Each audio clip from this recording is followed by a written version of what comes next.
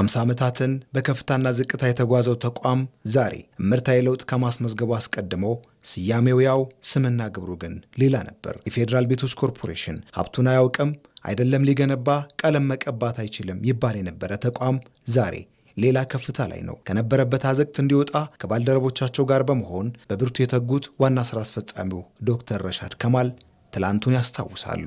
ተቋሙ በአብዛኛው እኛ የለውጥ አመራሩ ስንረከብ ኦልሞስት የሞት አፋፍ ላይ ነበር ማለት ነው። የሞት አፋፍ ላይ መሆን ብቻ ሳይሆን ለማገገም ብዙ ተስፋ ያለው አልነበረም።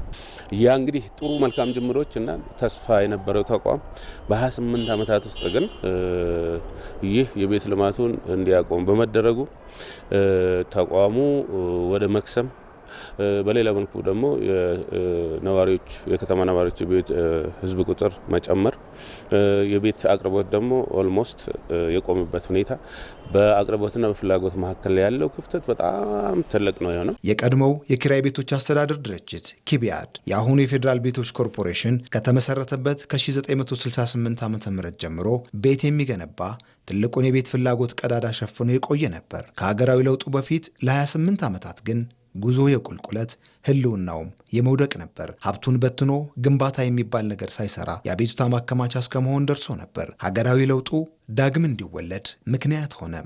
በአመታዊ ገቢው 300 ሚሊዮን ያልበለጠ ነበር። ይህ ሁሉ ሀብት እያለው ማለት ነው።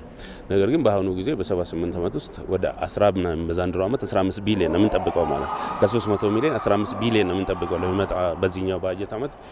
ይህም በቂ ነው ማለት አይደለም።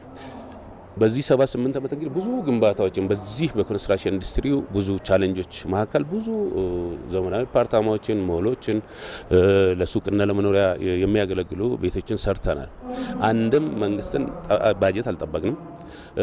ብድርም ቢሆን የተወሰኑ ነው እንጂ በውስጥ ገቢ ነው ይህን ሁሉ ያሳደግ ነው ማለት ነው። ይህ ማለት ነው ሀገር ለማሳደግ መፍጠርና መፍጠን ብሎ ክቡር ጠቅላይ ሚኒስትራችን ያስቀመጡት አንዱ ማሳያ እኛ ነው ማለት ነው። በመፍጠርና በመፍጠን ከዕዳ ወደ ምንዳ የመሸጋገር አብነት ሆኖ ብቅ ያለው ኮርፖሬሽኑ ዛሬ በገቢም በማድረግ አቅምም ሌላ ምዕራፍ ላይ ነው ያለው። እንዲያውም በተለመደና ባልዘመነ የግንባታ ቴክኖሎጂ ታጥሮ የቆየውን ግንባታ አይኑን እንዲገልጽ ሰርቶ ትልቅ ስኬት አሳይቷል። ለ40 ዓመታት የሚያስተዳድራቸውን ቤቶች በትክክል የሚያውቀው ተቋም አሁን ላይ የእያንዳንዱ ቤት መረጃ በዘመናዊ ቴክኖሎጂ አደራጅቶ ይዟል። ቤት የሚገነባበት ፍጥነት፣ ብዛትና ጥራት ለሀገር ግንባታ ወሳኝ መሰረት ከተጣለባቸው የተገነቡ ተቋማት ተርታ አሰልፎታል። ሰራተኛው የእኔ የሚለው ተቋም ሆኗል። ዓመታትን የሚፈጅ ግንባታ በ18 ወራት ከሱም ባነሰ ግዙፍ መንደሮችን በጥቂት ቀናት ውስጥ እውን ማድረግ የሚያስችለውን ቴክኖሎጂ ለመተግበር ተቃርቧል። ከዚህ ስኬት ጀርባ ምን አለ? ብዙ ሰው ይገረማል ማለት ነው። ያ ነው እንግዲህ አሁን ስንነሳ መነሻ ነው በጣም የሚወሰነው ማለት ነው።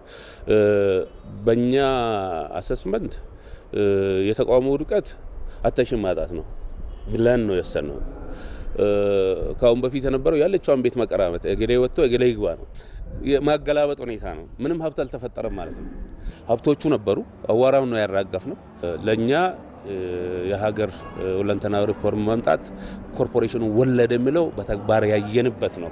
ጥቂት የኪራይ የንግድና የመኖሪያ ቤት እንዲሁም ለከፍተኛ አመራሩ የሚሆኑ ቤቶችን በመገንባት ታጥሮ የቆየው ስራ ዛሬ በኮርፖሬሽኑ ትልም ትንሹ ሆኗል። አቅሙንም ስኬቱንም ከፍ አድርጎ በቤት አቅርቦቱ ውስጥ ግዙፍ ድርሻን ለመያዝ በትጋት በመስራት ላይ ይገኛል። ኮንስትራክሽን ኢንዱስትሪ ትልቅ ሂውጅ ካፒታል ኢንቨስትመንት ነው የሚያስፈልግ። ያ ካላሰረ አንድም ነገር እንቅፋት የሚሆን ነገር የለምና የድርሻችንን ያክል በቤት ፍላጎት የሚሰቃዩ መንግስት ሰራተኞች፣ ከተማ ነዋሪዎች ከአመራር ባለፈ አክሰስ እናደርጋለን ብለን ነው እያሰብን ያለ ነው።